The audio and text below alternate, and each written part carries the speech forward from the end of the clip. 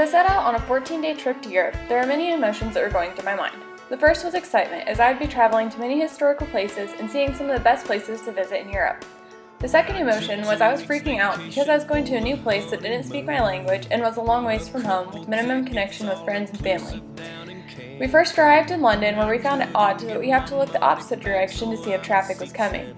We found out very fast that if you wanted to go somewhere, you walked.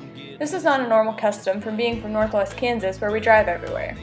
Next, we made our way to France, and we made a trip through the Channel. When in Europe, it was obvious that the main ways of transportation was public transportation, walking, or biking.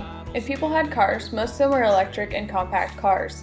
Also, while in Europe, we found out that they followed the portion size for the meals. The meals had less seasonings compared to American food. It is actually offensive to ask for salt and pepper. Most of the food is cooked from scratch. Even meals from the locals are usually prepared fresh from the market. There's very little fast food. It's more traditional for families to have a sit-down meal. Also, with the meals, the water is not cold and not many places had ice. For Europeans, it's common to have wine or beer with meals. This is also for the kids as well, as Europeans' drinking age is 16. The shopping in Europe is also different, as they are more accustomed to smaller family-owned stores than compared to the big superstores like Walmart.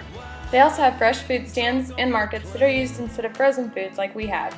Some other fun facts is that their main sport is football, American soccer.